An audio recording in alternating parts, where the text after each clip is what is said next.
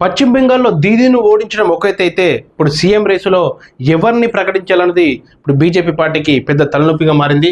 పశ్చిమ బెంగాల్కు అమిత్ షా మరోసారి అక్కడ గెలిచిన అభ్యర్థులతో ఎవరికి సీఎం అభ్యర్థి అయితే బాగుంటుందని చర్చించి ఈరోజు ఒక కార్యక్రమాన్ని నిర్వహించారు కోల్కతాలో.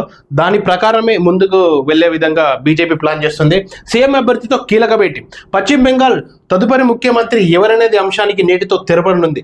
సీఎం అభ్యర్థిని బీజేపీ ఎమ్మెల్యేలు ఈరోజు శుక్రవారం ఎన్నుకున్నారు. ఇందుకోసం కోల్కతా కేంద్రంగా అమిత్ షా వెళ్తున్నారు. అలాగే పశ్చిమ బెంగాల్లో తదుపరి ముఖ్యమంత్రి ఎవరనే అంశాన్ని ఇప్పుడు దేశవ్యాప్తంగా చర్చ మొదలైంది.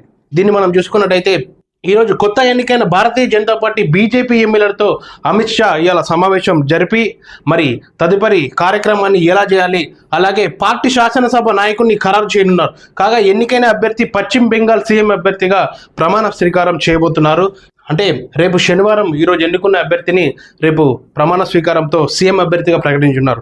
మరోవైపు ముఖ్యమంత్రి పదవి కోసం పశ్చిమ బెంగాల్లో బీజేపీ అగ్రనేతలు పోటీ పడుతున్నారు. ఈ రేసులో మొదటిగా వినిపిస్తుంది ఎప్పుడైనా మమతా బెనర్జీపై గెలిచిన సువేందు అధికారి తొలి సీఎంగా బెంగాల్కు అని నేనైతే అనుకుంటున్నా. మరి మీరేమనుకుంటున్నారో కూడా మా కామెంట్ రూపంలో తెలియజేయచ్చు. ఈ రేసులో మాత్రం సువేందు అధికారి మాత్రం తొలి వరుసలో ఉన్నారు. బెంగాల్ బీజేపీ ఎన్నికల్లో ప్రచారాన్ని ఆయన ముందుంచి నడిపించి, అంతేకాకుండా తృణమూల్ కాంగ్రెస్ టీఎంసీ అధినేత్రి మమతా బెనర్జీ భవానీపూర్ నియోజకవర్గంలోనే ఆమెను అక్కడ ఓడించడం ఆషామాయిషి కాదు. అంటే దీదీకున్న ఫాలోయింగ్ సువేందు అధికారికి అక్కడ ఉందనే చెప్పుకోవచ్చు మనం. దీంతో ఆ పార్టీ అధిష్టానం ఆయనకే పశ్చిమ బెంగాల్ బీజేపీ మొదటి సీఎంగా ప్రమాణ స్వీకారం అయితే చేపిస్తారని నేను అనుకుంటున్నా. అధిష్టానం కూడా ఆయన వైపే మొగ్గు చూపుతుంది.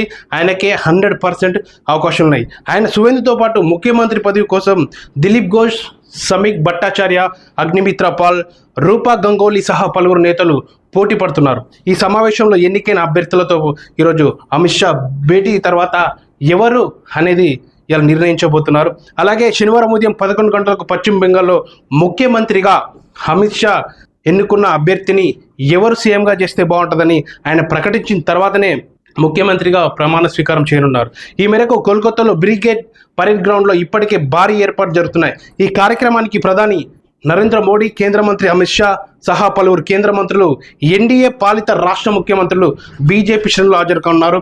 ఈ రోజుతో తెరపడనుంది బెంగాల్లో ఎవరు సీఎం అనేది తెరపడుతుంది. ముఖ్యంగా సువేందు అధికారిని చాలా టీవీలోను డెబిట్లోను ఆయన పేరే చెప్తున్నారు. మరి మీరేమనుకుంటున్నారో, బెంగాల్ మొదటి ముఖ్యమంత్రి బీజేపీ అభ్యర్థిగా ఎవరు ఉంటారో ఒక్కసారి కామెంట్ రూపంలో తెలియచేయండి.